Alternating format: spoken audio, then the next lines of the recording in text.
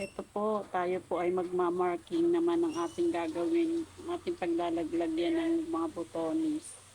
Ayun naman po yung, natapos na po yan mga yan, then pagmamarking naman po.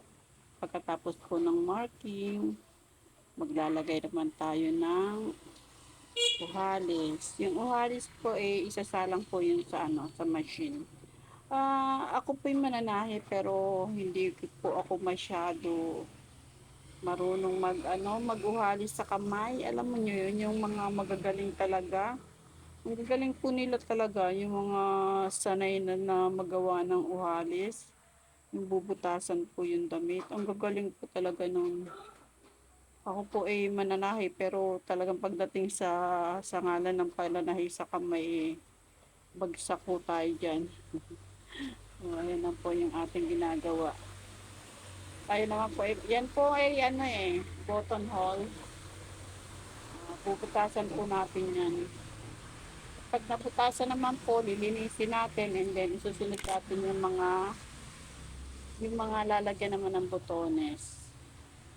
O di ba? Ganyan po ang trabaho ni Aling Merna. Napantay ko lang yung browse niya. Ganyan po ang hanap buhay ni Aling Merna.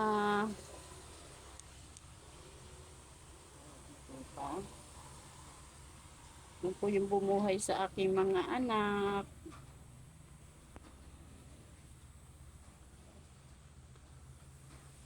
Maraming pong salamat sa lahat ng mga followers ko. Ako yun po yung nagpapasalamat na marami sa inyo sa pagsusuporta nyo sa aking mga project. Ako po ay natutuwa na kahit pa paano nagbibigyan niyo po ako ng support.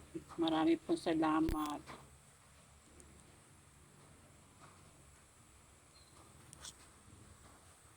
Sobra lang po talaga ang kailangan na po kasing paspasan na ako dahil 1 week na lang po ipasukan na. Meron pa po ako mga second batch. Pero yun po naman ay mga pang private din po siya. Nakasalang na po din siya na umpisahan ko na. Bali ito po kasi pull out na pull out na po tayo ng mga nagawa nating iba tapos ayun another hawak na naman po dun sa mga project natin na iba. Meron pa po ako mga pang college kaya nga lang baka by August naman po yun yun po yung mga third batch.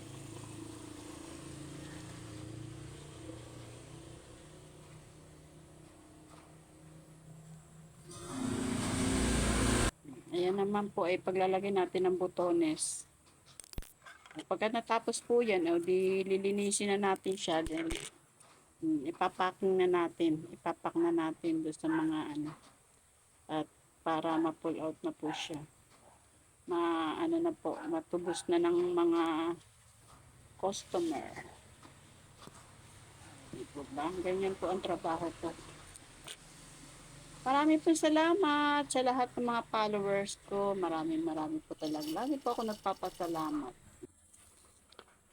Sa ngayon po, napakasarap po magtrabaho kasi una, malamig.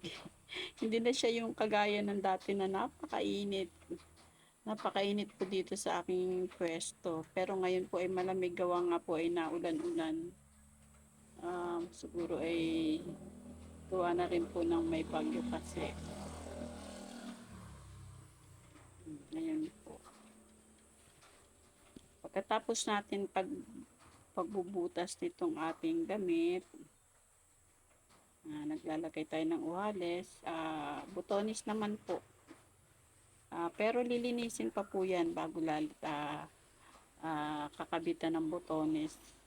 Bali, bubutasan po natin yung mga pinahitahi natin na yan.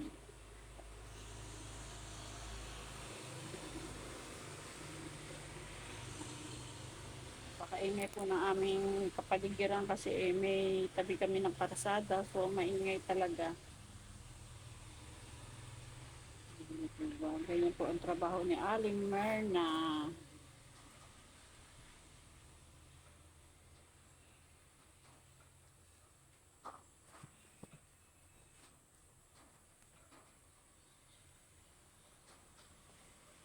Wala naman po masyadong kaganapan itong aking ginagawa kasi ito yung mga tinahi ko na, tapos ngayon, bali 10 piraso po kasi ito eh.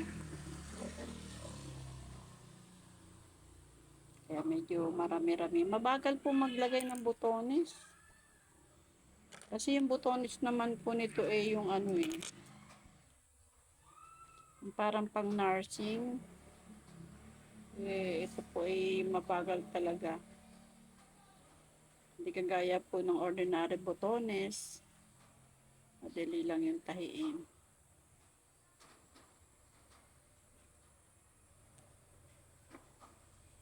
Saka ito po paglalagay ng automatic dito sa manggas.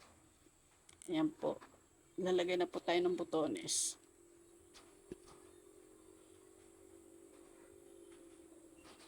Pagkatapos po niyan, lilinisin na natin at saka ipapacking na po natin yan.